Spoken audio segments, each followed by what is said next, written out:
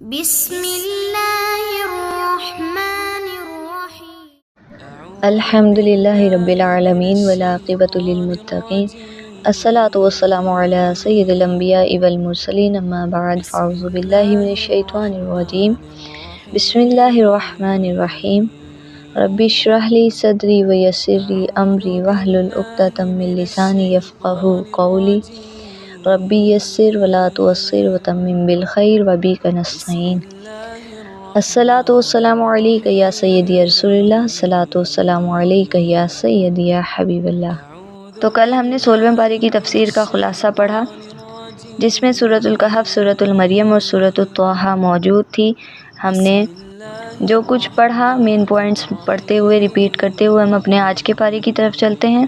سورۃ الکہف میں ہم نے حضرت خضر، حضرت موسیٰ علیہ السلام کے بارے میں پڑھا، ذوالقرنین کا واقعہ پڑھا، قیامت اور اعمال کے حساب پڑھے، یاجوج ماجوج کا نکلنا پڑھا۔ سورۃ المریم میں ہم نے حضرت زکریا علیہ السلام، حضرت یحییٰ علیہ السلام، حضرت مریم علیہ السلام، حضرت عیسیٰ علیہ السلام، حضرت ابراہیم علیہ السلام کے بارے میں پڑھا، اور سورۃ الطٰہٰ میں حضرت موسیٰ علیہ السلام اور فرعون اور بنی اسرائیل کی گمراہی اور قیامت کے حوالے سے پڑھا۔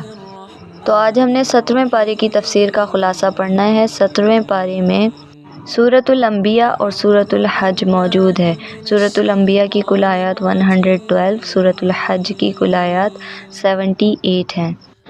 یہ پارہ سورۃ الانبیاء اور سورۃ الحج پر مشتمل ہے۔ اس میں قیامت، انبیاء کرام کے واقعات، توحید، جزا و سزا اور حج کے احکام اور حج کے احکامات بیان کیے گئے۔ سورۃ الانبیاء آیت 1 to 112۔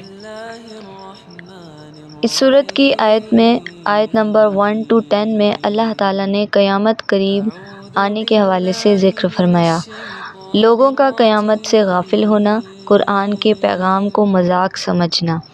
پھر اسی سورت کی آیت نمبر 11 to 91 تک میں اللہ تعالیٰ نے انبیاء کرام کے واقعات بیان فرمائے۔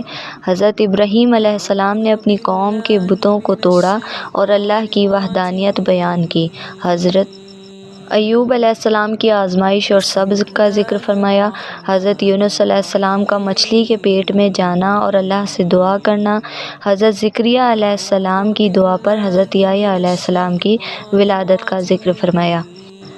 اسی سورت کی آیت نمبر 92 to 112 تک میں اللہ تعالیٰ نے تمام امتوں کا اللہ کے سامنے حاضر ہونا بیان فرمایا، نیک اعمال والوں کے لیے جنت اور ظالموں کے لیے عذاب کا ذکر فرمایا۔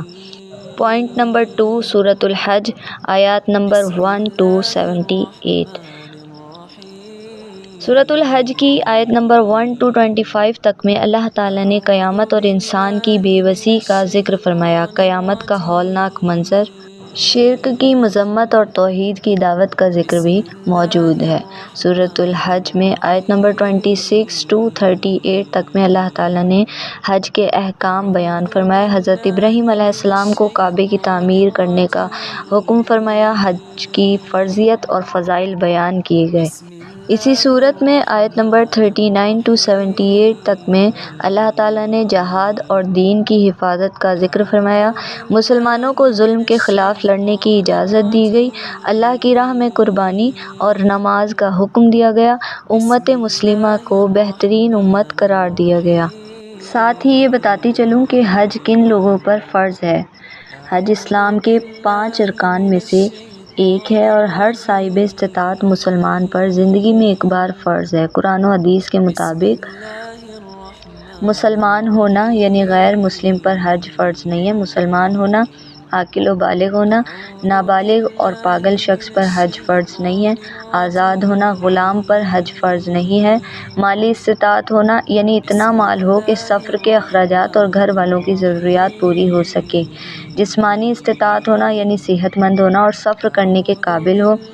راستہ محفوظ ہونا، یا اگر راستہ غیر محفوظ یا جان کا خطرہ ہو تو حج فرض نہیں ہے۔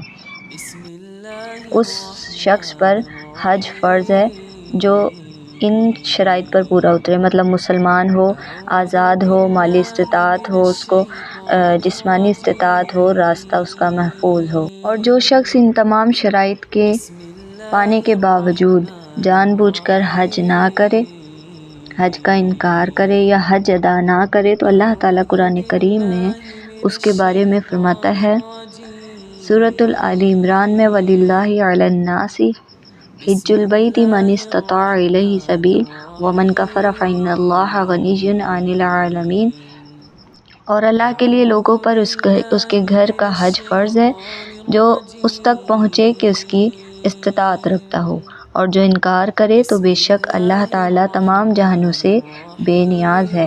یہ آیت واضح طور پر بتاتی ہے کہ حج ہر صاحب استطاعت مسلمان پر فرض ہے اور اس کا انکار کفر کے مترادف ہے۔ حج کی فرضیت پر امام احمد رضا خان بریلوی رحمۃ اللہ تعالی علیہ فرماتے ہیں کہ جب کوئی شخص حج کی شرائط یعنی اسلام، عقل، بلوغت، استطاعت کو پورا کرتا ہو تو اس پر حج فرض ہو جاتا ہے۔ اگر وہ بلا عذر تاخیر کرے تو گناہ گار ہوگا، اور اگر انکار کرے تو کافر ہو جائے گا۔ انہوں نے استطاعت یعنی سفر کے اخراجات، صحت، امن اور راستے کی سہولیت کی بھی وضاحت کی اور فرمایا کہ جس کے پاس حج کے اخراجات ہوں اور وہ جسمانی طور پر حج کرنے کے قابل ہو اس پر فوراً حج ادا کرنا لازم ہے، تاخیر گناہ ہے۔ امام احمد رضا خان بریلوی رحمۃ اللہ تعالی علیہ نے حج کے انکار کو کفر قرار دیا کیونکہ یہ قرآن کی صریح آیات کا انکار ہے۔ حج قرآن و حدیث کی روشنی میں ایک فرض عبادت ہے، اور امام احمد رضا خان بریلوی رحمۃ اللہ تعالی علیہ نے بھی ان کی فرضیت پر زور دیا ہے۔ جو شخص استطاعت کے باوجود حج نہ کرے وہ سخت گناہ گار ہوگا، اور جو حج کی فرضیت کا انکار کرے وہ کفر کے دائرے میں داخل ہو سکتا ہے۔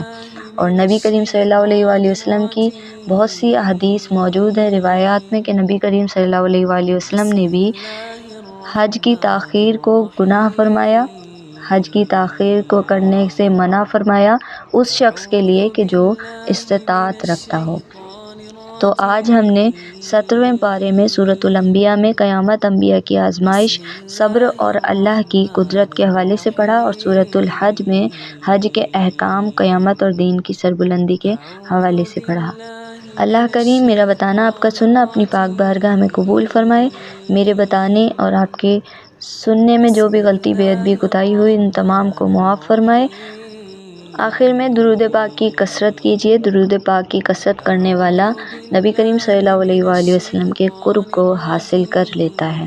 وما علینا الا البلاغ المبین۔